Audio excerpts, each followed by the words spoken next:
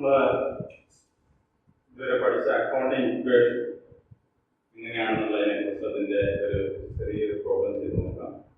എങ്ങനെയാണ് accounting equation? അത് കുറച്ചുകൂടി നമുക്ക് ചെയ്യാൻ പറയുന്നതിനേക്കാളും കുറച്ച് നമ്മൾ എഴുതി കഴിഞ്ഞ് കുറച്ചുകൂടി അതിന് ഡീറ്റെയിലായിട്ട് നമുക്ക് മനസ്സിലാവാം. അതുകൊണ്ട് തന്നെ നമുക്കതൊന്ന് എഴുതി നോക്കാം എങ്ങനെയാണ് അക്കൗണ്ടിങ് ഇക്വേഷൻ. കുറേ ആൾക്കാരൊക്കെ നമുക്ക് എനിക്ക് ഇതൊക്കെ അയച്ചു തന്നു അക്കൗണ്ടിങ് ഇക്വേഷൻ ചെയ്ത്. പക്ഷേ എല്ലാവരും എത്തിയിട്ടില്ല എന്നുള്ളതാണ് അതിൽ മുഖ്യപരമായ കാര്യം. അതുകൊണ്ട് മറ്റുള്ള ആൾക്കാർ പ്രതീക്ഷിക്കുന്നു. കുറച്ച് ആൾക്കാർ ഡൗട്ട് ചോദിക്കണം എന്നുള്ളത് എപ്പോഴും ഞാൻ പറയാറുള്ളതാണ്. ഡൗട്ട് മാക്സിമം ചോദിക്കും. എന്തെങ്കിലും പ്രശ്നങ്ങളുണ്ടെന്നുണ്ടെങ്കിൽ പറയാൻ നമുക്ക് ഡൗട്ട് ക്ലിയർ ചെയ്യും. അപ്പം അക്കൗണ്ടിങ് ഇക്വേഷൻ ഇതിൽ നമ്മൾ പറഞ്ഞു അക്കൗണ്ടുകളെ ക്ലാസിഫൈ ചെയ്ത് 5 ആയിട്ട് ക്ലാസിഫൈ ചെയ്തിട്ടുണ്ട്. അത് ഏതൊക്കെയാണെന്നുള്ളത് നിങ്ങൾക്ക് ഓർമ്മയുണ്ടാവുമെന്ന് വിചാരിക്കുന്നു. ഇതൊക്കെയാണ് സെറ്റ്,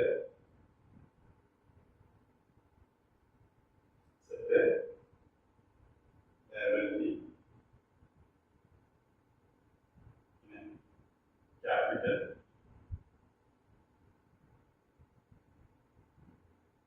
ഇൻകം, എക്സ്പെൻസ്.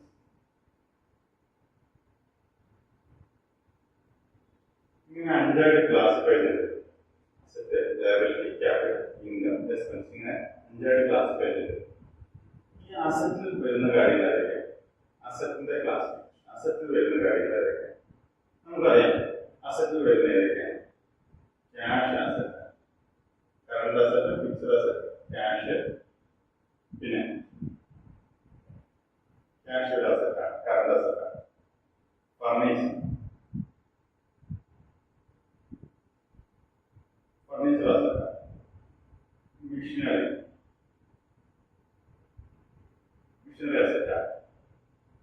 ലാൻഡ് അസറ്റാണ്. അതേപോലെ ബിൽഡിംഗ്, ലാൻഡ് ആൻഡ് ബിൽഡിംഗ് എന്നാണ് പറയാം. ബിൽഡിംഗ് ഇതൊക്കെ അസറ്റുകളാണ്. അതേപോലെ തന്നെ പ്രധാനപ്പെട്ട വേറൊരു അസറ്റാണ് സ്റ്റോക്ക്. നമ്മുടെ കൈവശമുള്ള സ്റ്റോക്ക്. നമ്മുടെ കൈവശമുള്ള സ്റ്റോക്ക് എന്ന് പറയുമ്പോൾ വിൽക്കാതെ അവശേഷിക്കുന്ന സ്റ്റോക്ക് ആവാം, റോ മെറ്റീരിയൽസ് ആവാം, അതേപോലെ തന്നെ സെമി ഫിനിഷ്ഡ് ഗുഡ്സ് ആവാം. ഗുഡ്സിനെ നമ്മൾ നേരത്തെ അനുസരിച്ചിട്ടുണ്ട്. Goods, semi finished goods, finished goods, അതേപോലെ തന്നെ നമ്മുടെ റോ മെറ്റീരിയൽസ്. ഇതെല്ലാം തന്നെ ഗുഡ്സ് എന്ന് പറയുന്നത് നമ്മുടെ കൈവശം വിൽക്കാൻ വേണ്ടി നമ്മൾ വാങ്ങി സൂക്ഷിക്കുന്ന സാധനങ്ങളൊക്കെയാണ് ഗുഡ്സ് എന്ന് പറയുന്നത്. അതിനെ സ്റ്റോക്ക് എന്നുള്ള പേരിലാണ് അറിയപ്പെടുന്നത്. സ്റ്റോക്ക് ബ്രാക്കറ്റ് വേണമെങ്കിൽ ഗുഡ്സിനെ സ്റ്റോക്ക് എന്നുള്ള പേരിലാണ് അറിയപ്പെടുന്നത്. ബ്രാക്കറ്റിൽ ഗുഡ്സിനെ, നമ്മുടെ സാധനങ്ങൾ വാങ്ങുന്നു, നമ്മൾ വിൽക്കാൻ വേണ്ടി വാങ്ങുന്ന സാധനങ്ങളെയാണ് നമ്മുടെ സ്റ്റോക്ക് അല്ലെങ്കിൽ ഗുഡ്സ് എന്ന് പറയുന്നത്. നമ്മുടെ കൈവശമുള്ള സാധനം. ഈ ഫർണിച്ചർ, മിഷനറി, ലാൻഡ്, ബിൽഡിംഗ് ഇങ്ങനത്തെ കാര്യങ്ങളൊന്നും തന്നെ സ്റ്റോക്കിൽ വരുന്നത്. സ്റ്റോക്ക് എന്ന് പറയുമ്പോൾ നമ്മൾ വിൽക്കാൻ വേണ്ടി വാങ്ങുന്ന സാധനങ്ങളെയാണ് സ്റ്റോക്കിൽ വരുന്നത്. അതുകൊണ്ട് തന്നെ ഈ സാധനങ്ങളൊന്നും വരുന്നതല്ല. സ്റ്റോക്ക് എന്ന് പറയുമ്പോൾ വിൽക്കാൻ വേണ്ടി വാങ്ങുന്ന സാധനങ്ങൾ.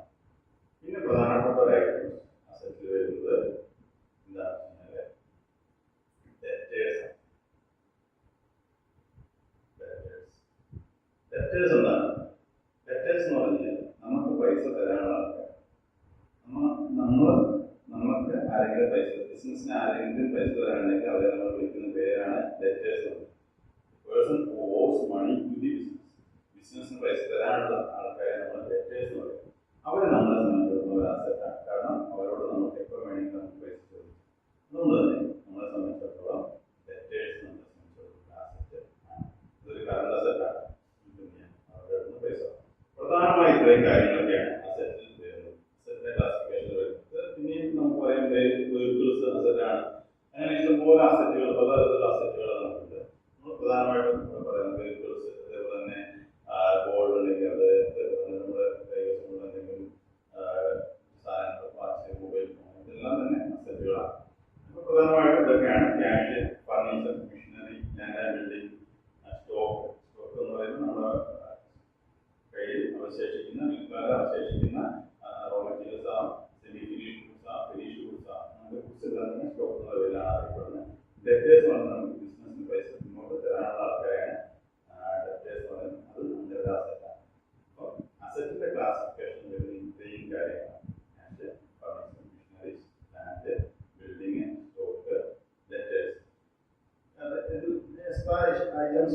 നമുക്ക് കാണാം.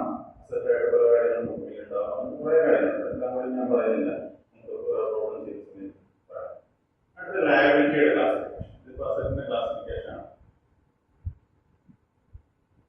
ലയബിലിറ്റിയുടെ ക്ലാസിഫിക്കേഷൻ നമ്മളെ സംബന്ധിച്ചിടത്തോളം എന്തൊക്കെയാണ് ബാധ്യത? ലയബിലിറ്റി എന്ന് പറഞ്ഞാൽ ബാധ്യത. ആർക്കെങ്കിലും പൈസ കൊടുക്കുകയാണെങ്കിൽ അതിനെയാണ് ലയബിലിറ്റി. ആർക്കെങ്കിലും പൈസ കൊടുക്കുക, നമ്മൾ എന്ത് ചെയ്യുന്നു? പല ആൾക്കാരുടെ ലോൺ എടുക്കുന്നുണ്ടാവും, ബാങ്കിൽ നിന്ന് ലോൺ എടുക്കുന്നുണ്ടാവും. അതേപോലെ തന്നെ പല ആൾക്കാർ കടമായി സാധനങ്ങൾ വാങ്ങി, പല ആൾക്കാരുടെ അടുത്ത് കടമായി സാധനങ്ങൾ വാങ്ങിയിട്ടുണ്ടാവും. അതേപോലെ തന്നെ ബാങ്കിൽ നിന്ന് ലോൺ എടുക്കുന്നുണ്ടാവും. ഇതെല്ലാം തന്നെ നമ്മളെ സംബന്ധിച്ചിടത്തോളം ലയബിലിറ്റിയാണ്. ഇപ്പോൾ എക്സാമ്പിളായിട്ട് ഇവിടെ പറയാനുള്ളത് ബാങ്ക് ലോൺ.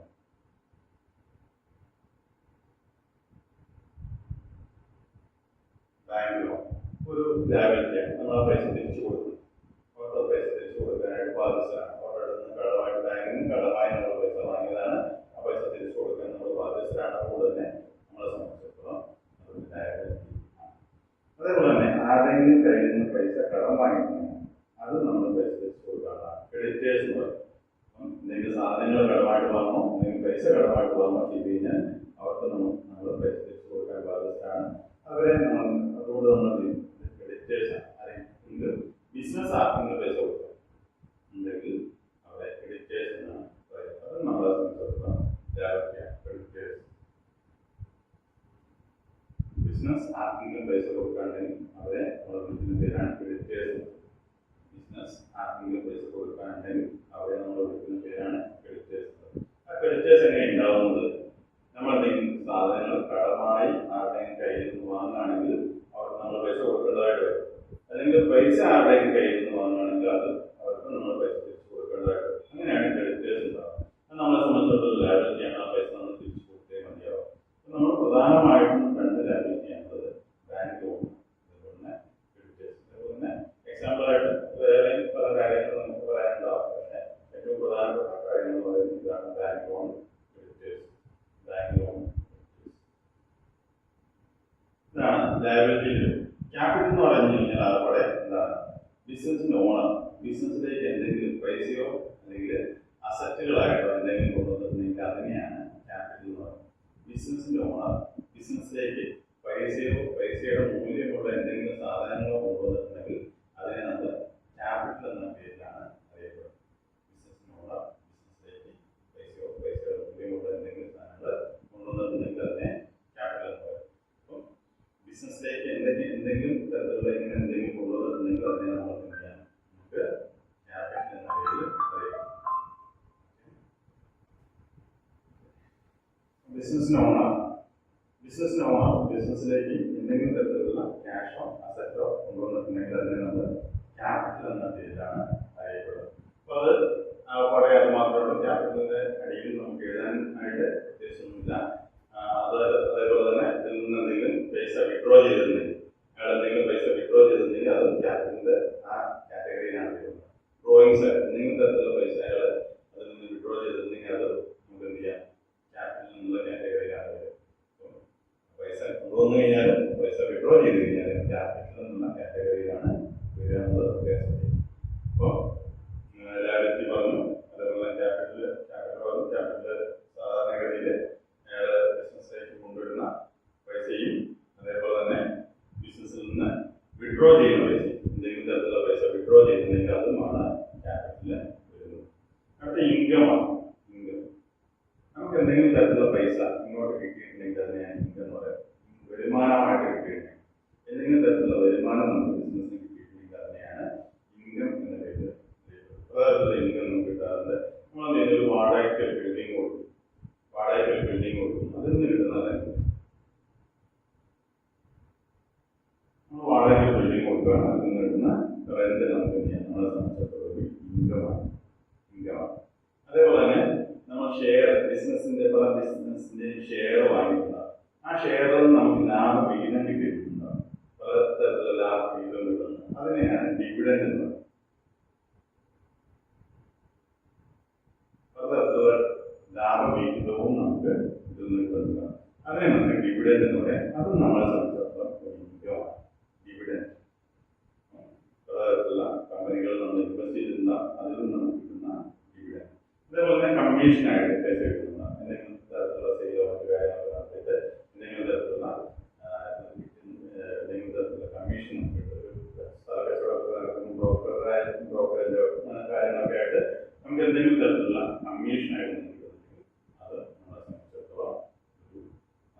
ഇൻകമാണ്, ബിസിനസ് ഇൻകമാണ്. അതേപോലെ തന്നെ എന്തെങ്കിലും തരത്തിലുള്ള എന്തെങ്കിലും കച്ചവടം നടത്തിയിട്ട് ലാഭം കിട്ടുന്നു, അതെല്ലാം തന്നെ ഇൻകമായിട്ട് പരിഗണിക്കുന്നതാണ്. അടുത്തത് എക്സ്പെൻസ്. എക്സ്പെൻസിന്റെ കാറ്റഗറി എന്താണ്? നമുക്ക് ബിസിനസ് നടത്തുമ്പോൾ ഇഷ്ടംപോലെ എക്സ്പെൻസുകൾ, പലതരത്തിലുള്ള എക്സ്പെൻസുകൾ ബിസിനസ് ഉണ്ടാകും. ഓരോ ദിവസവും പലതരത്തിലുള്ള എക്സ്പെൻസുകൾ, അതെല്ലാം തന്നെ എക്സ്പെൻസിന്റെ കാറ്റഗറിയിലാണ് വരുന്നത്. എക്സാമ്പിൾ ആയിട്ട് പറയാം, സാലറി.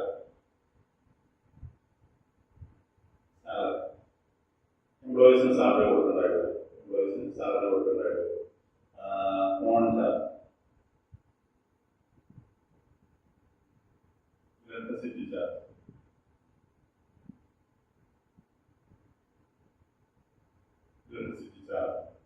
അതേപോലെ തന്നെ ട്രാവലിംഗ് എക്സ്പെൻസ്,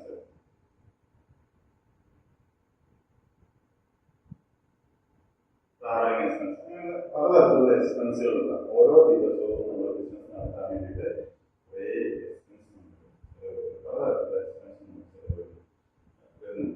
അതെല്ലാം തന്നെ എക്സ്പെൻസ് എന്നുള്ള കാറ്റഗറിയാണ്. എക്സാമ്പിൾ നമ്മളിവിടെ പറയുന്നത്, ആദ്യമായിട്ട് പറയുന്നത് അഞ്ചായിട്ട് തിരിച്ചിട്ടുണ്ട്. അക്കൗണ്ടുകളിൽ നമുക്ക് അഞ്ചായിട്ട് തിരിക്കാനായിട്ട് സാധിക്കും. Asset, liability, capital, income, expense, അങ്ങനെ അഞ്ചായിട്ട് തിരിക്കാനായിട്ട് സാധിക്കുന്നതാണ് പറയുന്നത്. അതിനൊക്കെ എക്സാമ്പിൾസ് എന്നാണ് പറയുന്നത്. ഓരോന്നിൻ്റെയും എക്സാമ്പിൾ, ക്യാഷിൻ്റെ അസറ്റിൻ്റെ examples, cash, furniture, machinery, land, അതേപോലെ സ്റ്റോക്ക്, ഡെറ്റേഴ്സ്, ഇതെല്ലാം തന്നെ അസറ്റിന് എക്സാമ്പിൾസ് ആണ്. ലയബിലിറ്റി, ബാങ്ക് ലോൺ, ക്രെഡിറ്റേഴ്സ് ഒക്കെ എക്സാമ്പിൾ ആണ്. ക്യാപിറ്റലിന് ഡ്രോയിങ്സ് ആണ് സാധാരണയായിട്ട് വരുന്നത്. ഡ്രോയിങ്, ക്യാപിറ്റലും ഡ്രോയിങ്സ് വിഡ്രോ ചെയ്യുന്നു, എന്തെങ്കിലും പൈസ വിഡ്രോ ചെയ്യുന്നെങ്കിൽ അത് ക്യാപിറ്റൽ ഡ്രോയിങ്സ് അത് വരുന്നു. അതേപോലെ തന്നെ ഇൻകത്തിൽ വരുന്ന റെന്റ്, അതേപോലെ ഡിവിഡൻഡ് ആണ് ഇൻകത്തിൽ വരുന്നത്. അതേപോലെ എക്സ്പെൻസ് ആയിട്ട് വരുന്നത് ഇതേപോലെ തന്നെ സാലറി പെയ്ഡ്, എംപ്ലോയീസിന് കൊടുക്കുന്ന സാലറി, ഫോൺ ചാർജസ് വരുന്നുണ്ടെങ്കിൽ അത്, ഇലക്ട്രിസിറ്റി ചാർജസ് വരുന്നുണ്ടെങ്കിൽ അത്, ട്രാവലിംഗ് എക്സ്പെൻസ് വരുന്നുണ്ടെങ്കിൽ അത്, അതെല്ലാം തന്നെ എക്സ്പെൻസിൽ വരും. ഇത്രയും കാറ്റഗറിയാണ് ഓരോന്നിൻ്റെ എക്സാമ്പിൾസ്. എങ്ങനെയാണ് ഇത് അക്കൗണ്ടിങ് ഇക്വേഷനിലേക്ക് മാറ്റുന്നത്? എങ്ങനെയാണ് ഓരോന്നും അക്കൗണ്ടിങ് ഇക്വേഷൻ. അക്കൗണ്ടിങ് ഇക്വേഷൻ എന്താണ്? അക്കൗണ്ടിങ് ഇക്വേഷൻ നമ്മൾ പഠിച്ചു, asset is equal to liability plus capital. Accounting equation ആണ് asset is equal to liability plus capital. ഇവിടെ നോക്കാം, അസറ്റ് ഒരു സൈഡിൽ മാത്രമേ വരുന്നുള്ളൂ, ബാക്കിയെല്ലാം തന്നെ ലയബിലിറ്റി, ക്യാപിറ്റൽ, ഇൻകം, എക്സ്പെൻസ്, ഇതെല്ലാം തന്നെ ആ കാറ്റഗറിയിലാണ് വരുന്നത്. Asset is equal to liability plus capital. ഇതെങ്ങനെയാണെന്നുള്ളതാണ് നമ്മൾ ഇനി നോക്കാൻ പോകുന്നത്. Asset is equal to liability plus capital. അപ്പം ഇവിടെ നമുക്ക് ഏതെങ്കിലും ഒന്നും അറിയാനും, അതായത് അസറ്റ് അസറ്റും ലയബിലിറ്റി അറിയാനും നമുക്ക് ക്യാപിറ്റൽ കണ്ടുപിടിക്കാൻ പറ്റുന്നുള്ളത് നമ്മൾ നേരത്തെ തന്നെ പറഞ്ഞു. അതേപോലെ ലയബിലിറ്റി, ക്യാപിറ്റൽ അറിയുമെങ്കിൽ അസറ്റ് കണ്ടുപിടിക്കാൻ പറ്റുന്നു പറഞ്ഞു. അതിന്റെ ഇക്വേഷൻസ് ഒക്കെ നമ്മൾ ഇത് വെച്ചിട്ട് നമുക്ക് എങ്ങനെ ഒരു പ്രോബ്ലം ചെയ്യാം എന്നുള്ളത്, അക്കൗണ്ടിങ് ഇക്വേഷൻ കറക്റ്റ് ആണെന്നുള്ളത് തെളിയിക്കാൻ നമുക്ക് അക്കൗണ്ടിങ് ഇക്വേഷൻ കറക്റ്റ് എന്നുള്ള ആ രീതിയിൽ നമുക്ക് വരാം. അതെങ്ങനെയാണ് ചെയ്യുന്നതെന്നാണ് അടുത്ത ഇത് നോക്കുന്നത്.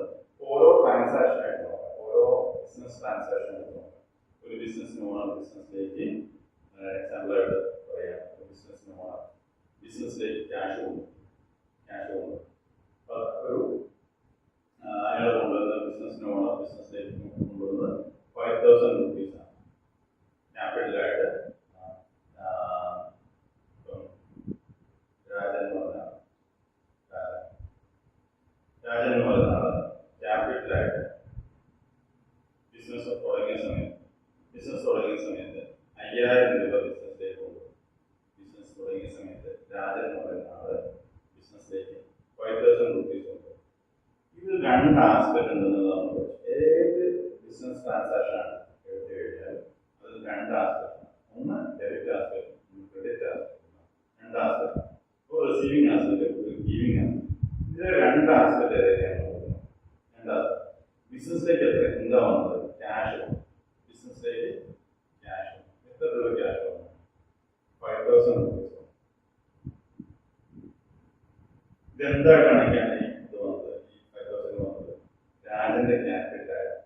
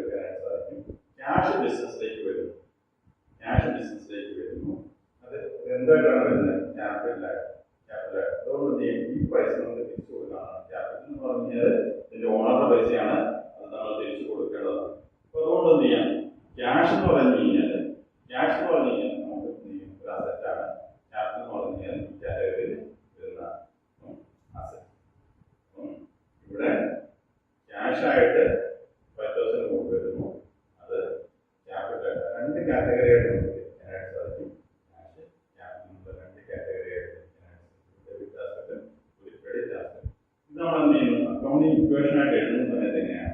അക്കൗണ്ടിങ് ഇക്വേഷൻ ആയിട്ട് എഴുതുന്ന സമയത്ത് ഇങ്ങനെയാണ്. അസറ്റ് ലയബിലിറ്റി പ്ലസ് ക്യാപിറ്റൽ എന്നുള്ളതാണ് നമ്മുടെ. ഈ സമയത്ത് ഇതാണ് നമ്മുടെ അക്കൗണ്ടിങ് ഇക്വേഷൻ ആയിട്ട് നമ്മൾ എഴുതുന്നത്. ഇതില് അസറ്റ് എന്ന് പറയുന്നത് എന്താണ്? ഈ രണ്ട് ആസ്പെക്ട് ആണ്. ഇതിൽ അസറ്റ് കാറ്റഗറിയിൽ വരുന്ന ഏതാണ്? ക്യാഷ്. അസറ്റിന്റെ താഴെ ഈ 5,000 ക്യാഷ് ആയിട്ട് കൊടുക്കുന്ന 5,000. ക്യാപിറ്റലിന്റെ താഴെ ക്യാപിറ്റലിന്റെ താഴെ എഴുതാനൊന്നുമില്ല. ക്യാപിറ്റലിന്റെ താഴെ 5,000. ക്യാപിറ്റലിന്റെ താഴെ 5,000. ഒരു ട്രാൻസാക്ഷനെ രണ്ടായിട്ട് നമ്മൾ ഡിവൈഡ് ചെയ്തിട്ട് രണ്ട് സൈഡിലേക്ക് ഈ അക്കൗണ്ടിങ് ഇക്വേഷൻ കറക്റ്റ് ആണ്. കാരണം ഈ സൈഡിൽ 5,000 സൈഡിലൊന്നുമില്ല, അതുകൊണ്ട് 5,000 അക്കൗണ്ടിങ് ഇക്വേഷൻ എപ്പോഴും കറക്റ്റ് ആയിരിക്കും. എത്ര ട്രാൻസാക്ഷൻ നമ്മൾ വരിവരിയായിട്ട് എഴുതി കഴിഞ്ഞാൽ